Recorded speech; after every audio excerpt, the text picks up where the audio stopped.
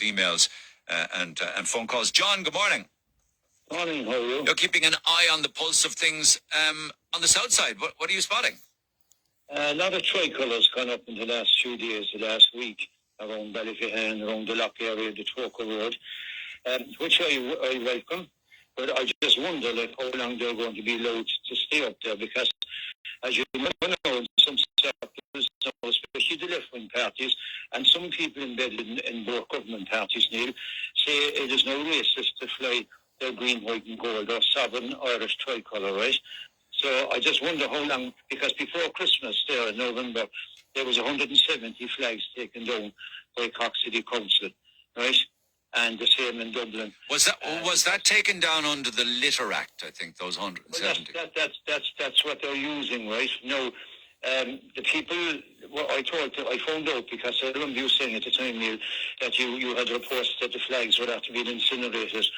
And I found out that was not true, because you can't burn the Irish flag. I don't know, John. I mean, you say I said that. I don't recall saying that, unless I was 110% sure of it. But anyway, yeah. No, I'm not saying you said it, but somebody sent you in a message saying. Oh, right. Okay. Yeah, they believe that the flags were incinerated, and you would just. So if you had 170 other flags, like say rainbow flags or Palestinian flags, whatever, would they be taken down? No, they wouldn't, because this is the wokeness, you see. But like Micheál Martin standing up in the door and say, like, he doesn't believe in backward-looking sovereignty. For the Prime Minister of any country to say that, like, that he doesn't believe in the sovereignty. Now, that really concerns me, to be honest with you, and I'm not having a go here, but if that's the kind of language in the Dáil, we will never, ever get the 6 counties back. No, we won't. We won't, because we can't look all around. 26 counties is being eroded as it is. They seem to be more worried about the people coming in. What they did with the SNAs the other day, now there's a retraction. All of a sudden they can find 19 million, and yet they put their teachers and the parents through a whole trauma. Yeah, with this idea that's just utter stupidity. Left hand doesn't know what the right hand's doing. But just tell me, the ones in the Loch, like, where are they being flown? Well, they're on poles, the street lamps and stuff like that. But I mean, I just wonder how long will they be allowed to be there now, because you see, look, whatever about using the Litter Act, Neil, right? The whole idea is that, like, I mean, that it's almost racist now, like, I mean, according to some parties, to fly the tricolour. I fly one outside my house. It's there, blowing in the windows. I'm talking to you. On a pole? Yeah, on a pole, yeah. And I also have a memorial to Charlie Kirk with a cross, and it's in Charlie Kirk, R.I.P. And people take pictures of the tricolour and that memorial to Charlie Kirk. Every day nearly there's someone taking a picture of it. And I made no. Did you ever get any grief over it?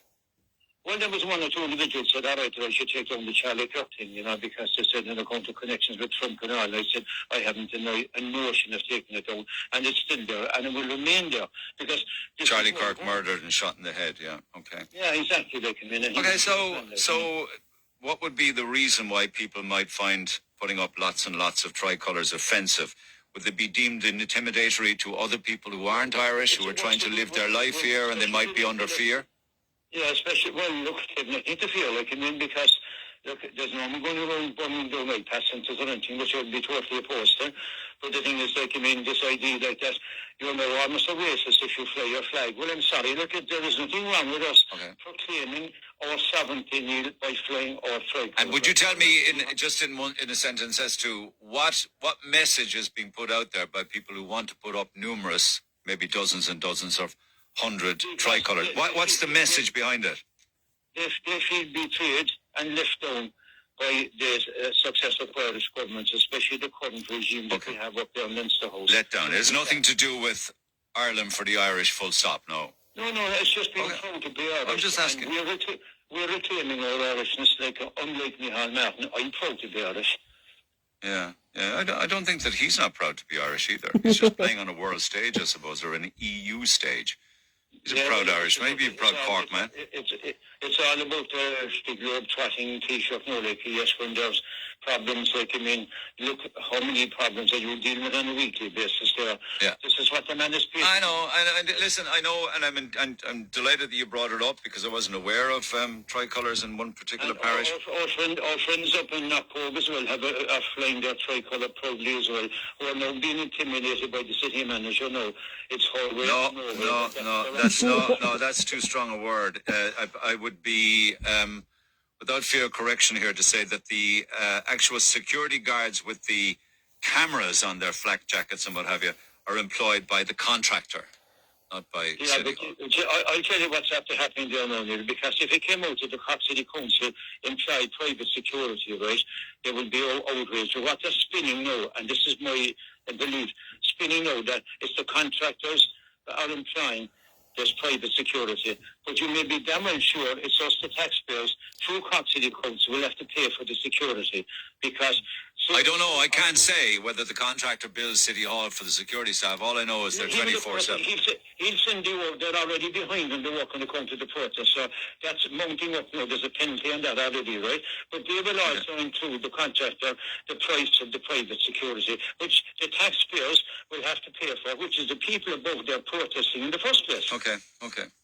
I'm very proud of the protesters, to be honest with you. I am too. Yeah, and I really am. It's their neighbourhood, and they need to be spoken to, and they need to be communicated with, and that hasn't been happening. It's been a bit of a sham, to be honest with you, the way this has played out. You know? I mean, let's be honest, and I'll end this, Neil, right? I mean, this person is a civil servant. Nobody elected the city manager, right? There was the stop the city manager this morning to get into a car with a driver and go up there and engage with the people up there in Knockpog. But why isn't she doing that? She's a paid civil servant. And the idea being a civil servant means that you serve the civil people of the country and the city. Okay, that's a reasonable thing to say. Okay, appreciate that. Thank you much. And you know, I just want to say before you go, like, it's not all doom and gloom. We're trying to big up the positive and the fun and the lighthearted as well. One of the bigger things we've done over the last few years over a few days, I'd say, is asking people as to whether or not they had any posters on their wall as a child. I would imagine that you probably had maybe Che Guevara or something, was it? No, I didn't. I would have for different people like ABBA in the 70s, should have been ABBA, especially, again, as been previously said, the blonde one with the short skirt. But I would have Tin Lizzy and stuff like that. Oh, okay, you redeemed yourself with Lizzie.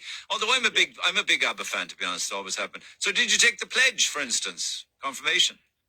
I did at the time, but I mean, I didn't keep it. I mean, for God's sake. I mean, well, up to 18, I did, whatever. But look, the way I look at it, for God's sake, you should try everything once at least, Neil. Like, the world will be a very boring place. Everything?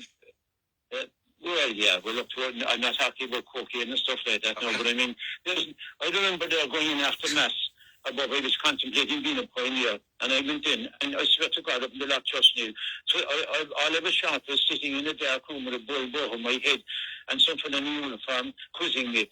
When did you last have a pint? Did you have a drink? I said, I did. I had 1 or 2 drinks. So you had a drink? I said, I did, yeah. How many did you have? Yeah, so that's, yeah, you had a drink, so. I said, I just know I had a drink, but I'm thinking of becoming a pioneer. And I swear to God, I got so pissed off at your man. I went out the door and then stayed into the pub. I love it.